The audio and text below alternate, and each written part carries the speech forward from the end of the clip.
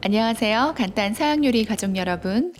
제가 사는 곳은 이제 제법 겨울의 냄새가 나기 시작합니다. 한국에 계시는 엄마가 겨울 코트를 꺼내 입으셨다는 말씀을 하시는 것을 보니 한국 날씨 또한 무척 쌀쌀한 듯한데요. 여러분들께서도 추운 겨울 대비해서 맛있는 음식 많이 드시고 건강하시길 바랄게요. 동영상 업데이트가 늦어져서 섭섭해 하시는 분들이 많은데 양해 말씀드리고요. 새해부터는 그보다는 조금 더 자주 업데이트를 할 수 있도록 노력하겠습니다. 늦은 답글에도 불구하고 꾸준히 댓글을 달아주시는 분들에게도 진심으로 감사하다는 말씀드립니다.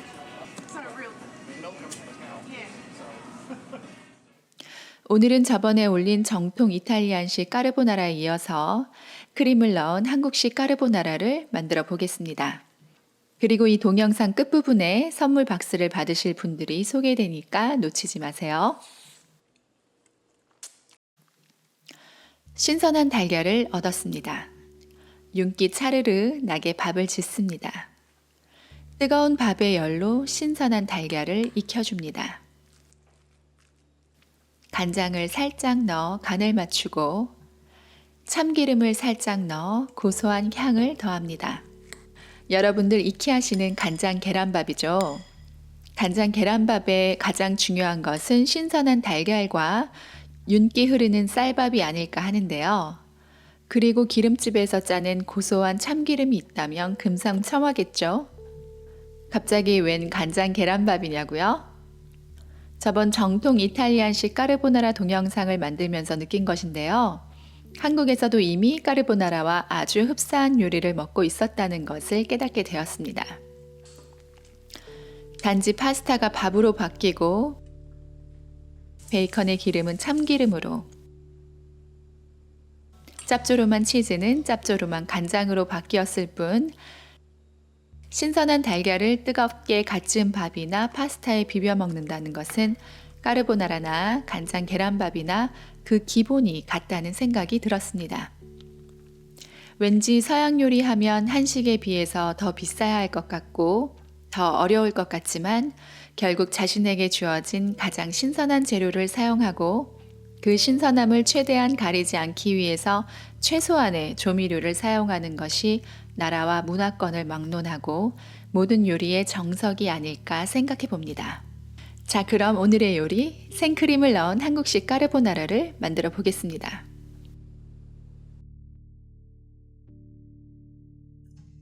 오늘은 한국에서부터 방문 중인 제 사촌 동생이 요리하겠습니다. 면은 정통 이탈리안식 까르보나라 동영상 때와 마찬가지로 스파게티를 사용합니다. 소금으로 간을 해준 물에 파스타를 삶습니다. 저번 페투치니 알페로 동영상에서 보여드린 대로 건조 파스타에는 소금이 전혀 들어가 있지 않던가 아주 소량만 들어간다고 합니다. 그러니 파스타의 간을 맞추기 위해서는 소금을 충분히 넣은 물에 삶아야겠죠. 파스타를 삶을 때 보통 전문 셰프분들께서는 바닷물같이 짠 물에 삶으라고 하시고 저는 그보다는 조금 덜 짠 물에 삶는 것을 선호합니다. 전에 다른 파스타를 만들 때와 마찬가지로 면수를 다 버리지 마시고 한 컵 정도 따로 보관해 두시는 것 잊지 말아주세요.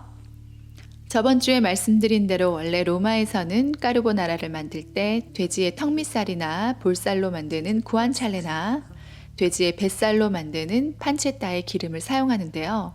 구안찰레나 판체타를 익히면 어마어마한 양의 돼지 기름이 나옵니다. 게다가 굉장히 짭조름하고 돼지고기 특유의 풍미가 있는데요.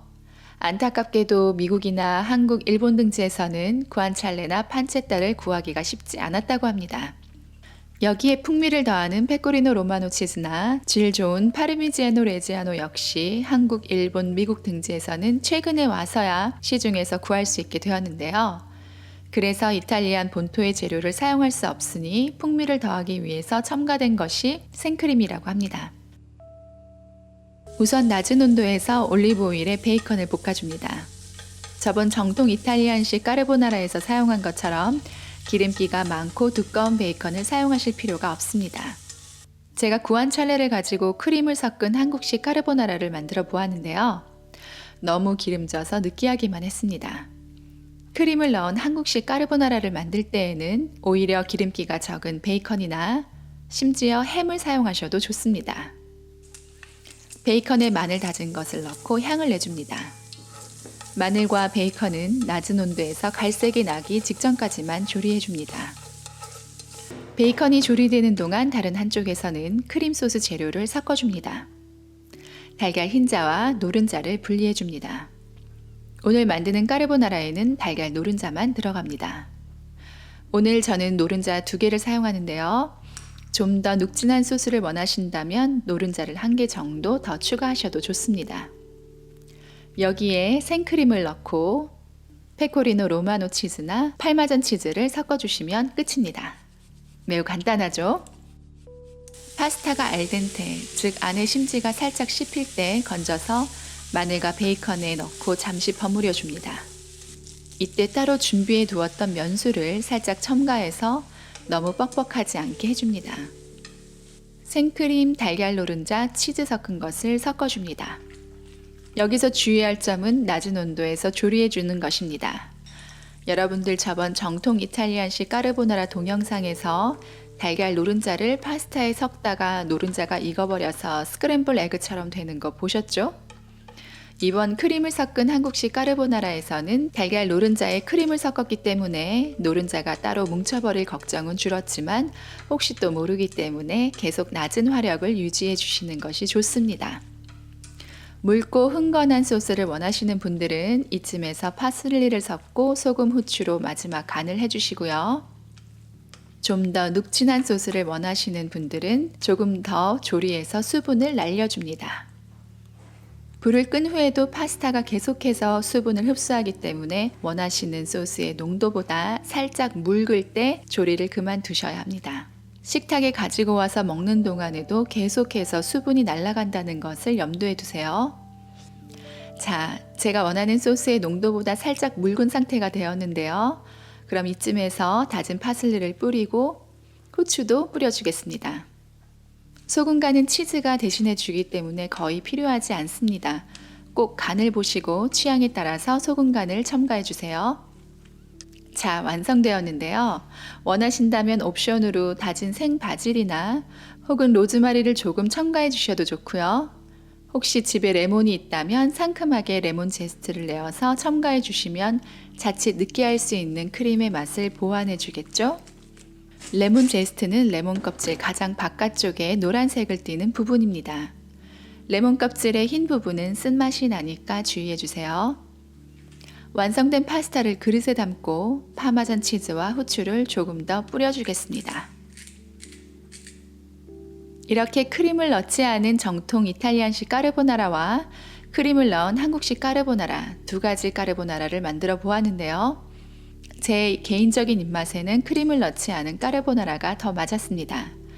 2가지를 비교해서 먹어보니까 확실히 크림이 들어가면서 달걀의 풍미가 덮여버린다는 것을 느꼈는데요. 그것은 아마도 제가 달걀을 유난히 좋아하기 때문인지도 모르겠습니다. 아이디 마로즈 레시피 님께서 한국 레스토랑에서는 안전 위생상의 문제로 크림을 넣는다는 말씀도 해주셨는데요. 그 말도 일리가 있다는 생각이 들었습니다.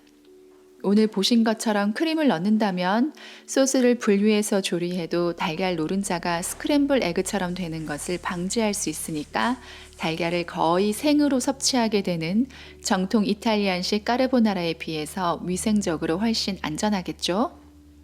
아이들이나 임산부, 노약자분들에게는 크림을 넣은 한국식 까르보나라를 만들어 드리는 것이 현명할 것 같네요. 선물 상자를 받으실 분들을 말씀드리겠습니다. 우선 3분께서 이메일을 통해서 사연을 보내주셨고요.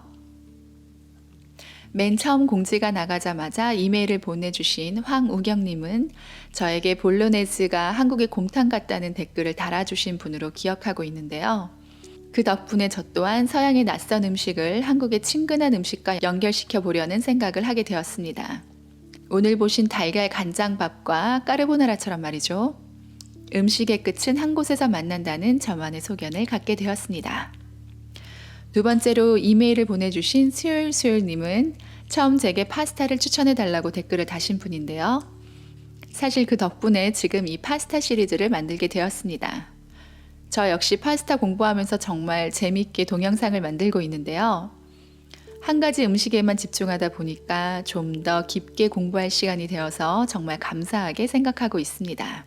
세 번째로 마지막으로 이메일을 보내주신 김채원님은 사연을 읽어보니 이번에 수능을 치르셨더라고요. 지진 때문에 수능이 며칠간이나 연기되었다는 말씀도 해주셨는데 정말 고생 많이 하셨습니다. 어떤 결과가 나오든지 간에 지금만큼은 내 세상이다 하고 마음껏 즐기시길 바랍니다. 원래 의도는 한 분을 선정하는 것이었는데 이렇게 내용을 읽다 보니 어느 한 분을 선정한다는 것이 불가능하다는 생각이 들었습니다. 그래서 제가 간단 크림 파스타 만들기 동영상에서 만든 원래의 선물 상자는 이 파스타 시리즈를 만들게 동기를 부여해 주신 수요일님께 가는 것이 맞다고 생각이 들었고요.